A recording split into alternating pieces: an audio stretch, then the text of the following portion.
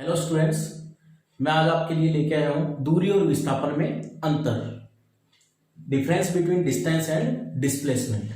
तो सबसे पहले देखते हैं कि कोई वस्तु अगर गतिशील है तो दूरी और विस्थापन में बेसिक डिफरेंस क्या है। डेफिनेशन से शुरू करते हैं। गतिशील वस्तु द्वारा तय किए गए वास्तविक पथ की लंबाई दूरी कहलाती है। कैसे, इसको एग्जांपल से एक्सप्लेन करते हैं कि मान लो एक वस्तु है, वो बिंदु ए से चलना प्रारंभ करती है, यहां से चलना प्रारंभ करती है और इस रास्ते से होते हुए वो बिंदु बी तक पहुंचती है। यानी ए से चलना प्रारंभ किया और इस रास्ते से होते हुए बिंदु बी तक पहुंचती है, तो उस स्थिति में अपने कहेंगे कि दूरी क्या होगी और विस्थापन क्या होगा। पहले इसको देख लेते हैं अपने एग्जांपल को। तो दूरी होगी एक्चुअल में जो वास्तव में इसका जो पथ तय किया गया है, इस वस्तु द्वारा एक्चुअल में जो पाथ ट्रेस किया गया है, वास्तव में तय किया गया पथ की जो लंबाई है वही दूरी होगी। यानी इस डायग्राम में देखें तो यहां से अगर अपने काउंट करना शुरू कर दे, नापना शुरू कर दे और पूरा ये देख ले कि बी बिंदु तक आने में ये रास्ता कितना तय किया है, इसको कहते हैं अपने दूरी, डिस्टेंस। दूसरा आता है विस्थापन क्या होगा। तो विस्थापन में इंपॉर्टेंट होता है कि इसका प्रारंभिक बिंदु और अंतिम बिंदु देखना है अपने को, और उसके बीच की न्यूनतम दूरी या सीधी दूरी एक ही बात है। ये जो होगी यहां से यहां तक, ये सीधी दूरी, ये कहलाएगी विस्थापन या डिस्प्लेसमेंट। ठीक है, तो इसका मतलब दूरी कौन सी हुई, ये जो पथ होगा वास्तविक पथ, इस पथ की लंबाई अगर अपने फाइंड कर ले किसी भी तरीके से, तो ये तो होगी दूरी।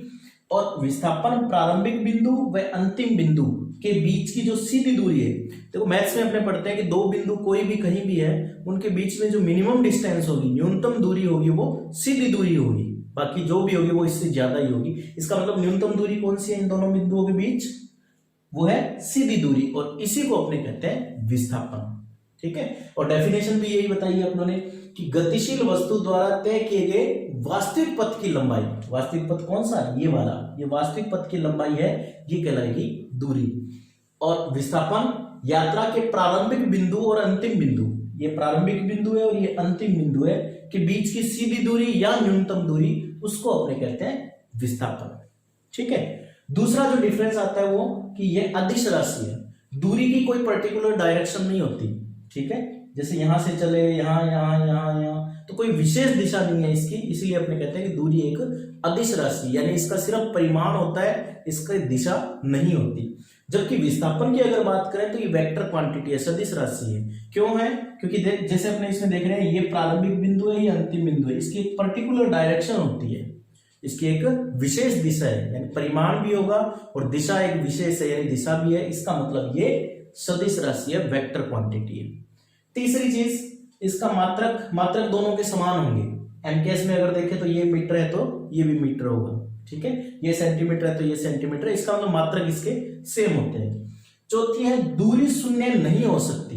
ठीक है, अगर कोई वस्तु गतिशील है तो दूरी शून्य नहीं हो सकती। अगर कोई वस्तु मान लो गति नहीं कर रही तो दूरी शून्य होगी।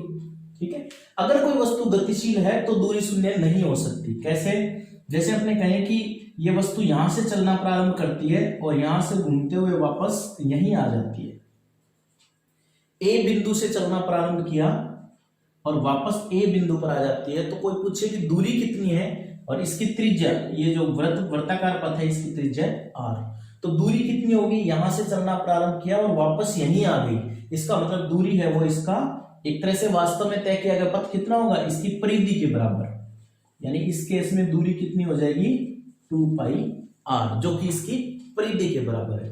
कोई पूछे विस्थापन इस केस में कितना होगा, तो प्रारंभिक बिंदु ये है और अंतिम बिंदु भी यही है। प्रारंभिक बिंदु और अंतिम बिंदु सेम है, इसका मतलब विस्थापन इस केस में 0 होगा। यही अपनों ने बताया कि दूरी शून्य नहीं हो सकती। अगर वस्तु गतिशील है तो दूरी कभी भी शून्य नहीं हो सकती। विस्थापन शून्य हो सकता है, जैसे अपनों ने इस एग्जांपल में दिया।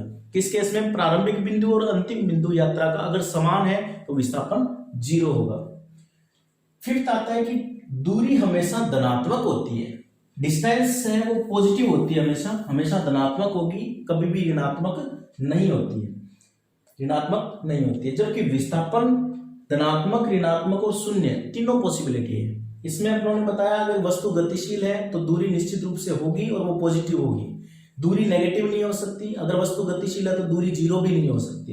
लेकिन विस्थापन के केस में तीनों है, विस्थापन शून्य भी हो सकता है, अभी अपनों ने एग्जांपल में देखा कि विस्थापन इसमें जीरो है। विस्थापन पॉजिटिव तो होगा ही होगा अगर कोई वस्तु एक पर्टिकुलर डायरेक्शन से रेफरेंस पॉइंट से अगर जा रही है। नेगेटिव कैसा होगा इसको तो अपने एक्सप्लेन करते हैं।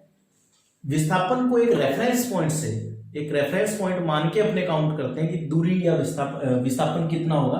तो अपने ये मान लेते हैं, जैसे मैथ्स में करते हैं कि ये मूल बिंदु है, ठीक है, ये एक्स एक्सिस, ये वाई एक्सिस, ये डिस्टेंस को मेजर करते हैं। मान लो उस मीटर में है, ये 1 मीटर 2 3 4 इस तरह से, और इस तरफ -1 -2 -3 माइनस अपने डायरेक्शन के रूप में लगाते हैं। तो इसमें अपने देखें कि मान लो एक वस्तु यहां से चलना प्रारंभ करती है, ठीक है, इस बिंदु से चलना प्रारंभ करती है, यहां तक आती है ए, ओ से चलना प्रारंभ किया, ए तक आई, और फिर वापस चलते हुए ये इस बिंदु बी तक पहुंचती है, बिंदु बी तक।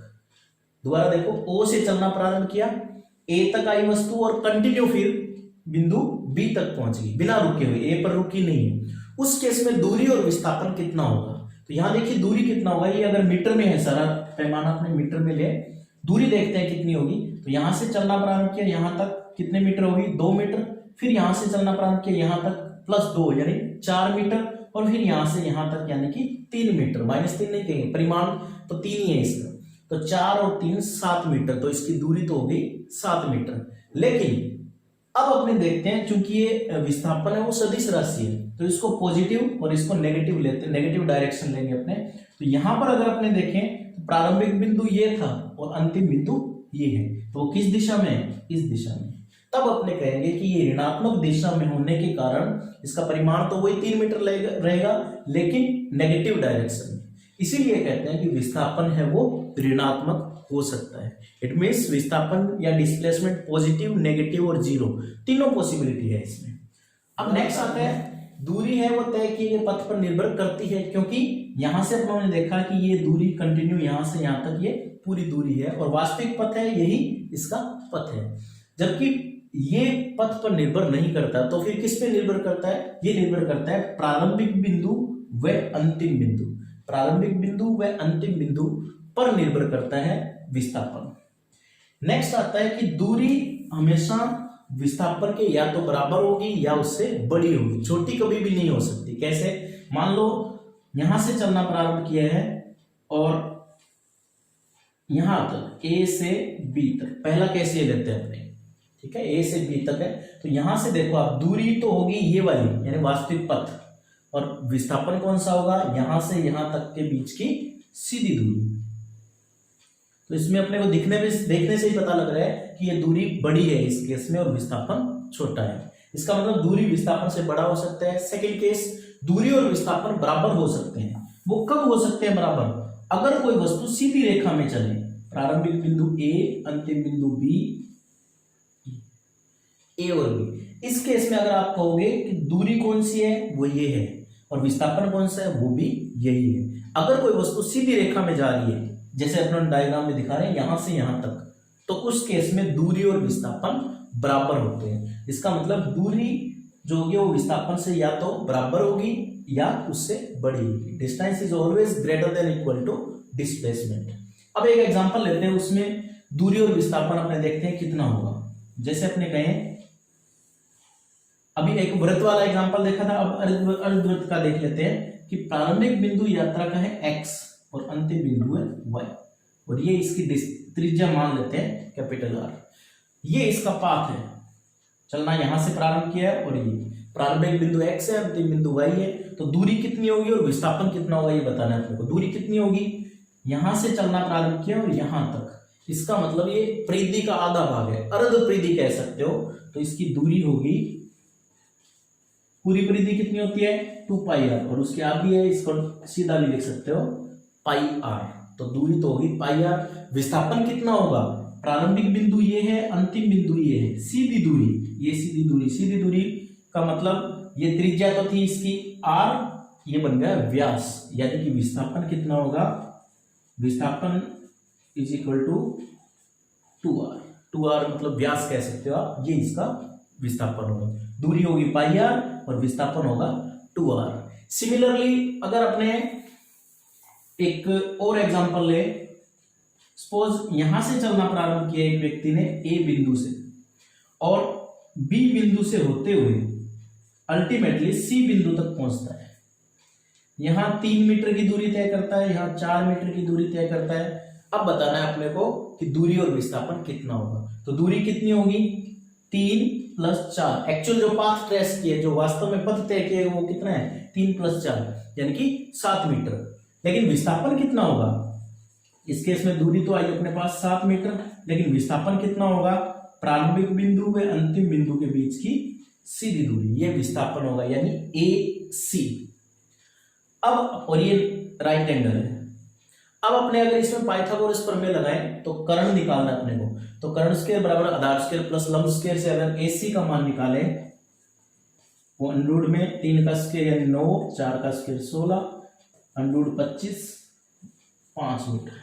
और यही क्या होगा विस्थापन। इट मीन्स विस्थापन कितना होगा इसमें 5 मीटर और दूरी कितनी है 7 मीटर। ठीक है, तो दूरी आई अपने पास 7 मीटर और विस्थापन 5 मीटर। तो ये बेसिक डिफरेंस दूरी और विस्थापन में है।